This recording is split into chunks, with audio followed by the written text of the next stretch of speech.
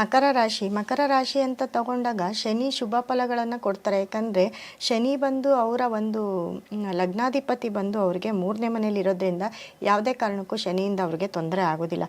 ಆದರೆ ಗುರುವಿನ ಬಲ ಇರೋದಿಲ್ಲ.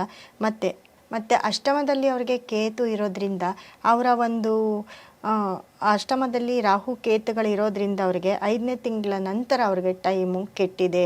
ಮತ್ತು ಕಂಪ್ಲೇಂಟು, ಕೋರ್ಟ್ ಕೇಸ್ ಆಗೋದು, ಕೇತು ಇದ್ದರೆ ಯಾವಾಗಲೂ ಅವ್ರಿಗೆ ತೊಂದರೆ ಆಗುತ್ತೆ. ಅದರಲ್ಲೂ ಮೂಲ ಮಕ ಅಶ್ವಿನಿ ಮಕ ಮೂಲ ನಕ್ಷತ್ರದವ್ರು ಏನಾದರೂ ಇದ್ದರೆ ತುಂಬ ಅಶುಭ ಫಲವನ್ನು ಅವರು ನೋಡ್ತಾರೆ. ಅವರ ಒಂದು ಕುಟುಂಬದಲ್ಲಿ ಯಾರಾದರೂ ಒಂದು ಜೈಲಿಗೆ ಹೋಗುವಂಥ ಸಂದರ್ಭ ಬರುತ್ತೆ. ಮತ್ತು ಯಾವುದಾದ್ರೂ ಕೇಸ್ ಆಗುವಂಥ ಸಂದರ್ಭ, ಅವರೇನಾದರೂ ಕೋರ್ಟಲ್ಲಿ ಕೇಸ್ ಇದ್ದರೆ ಅದು ಇನ್ನೂ ಹೆಚ್ಚೆಚ್ಚು ಆಗೋದು, ಇಲ್ಲ ಅವರ ಕೇಸು ಫೇಲ್ ಆಗೋದು, ಈ ಥರ ಎಲ್ಲ ನಡೆಯುತ್ತೆ. ಹಾಗಾಗಿ ಮಕರ ರಾಶಿಯವರಿಗೆ ತುಂಬ ಟೈಮು ಕೆಟ್ಟಿದೆ.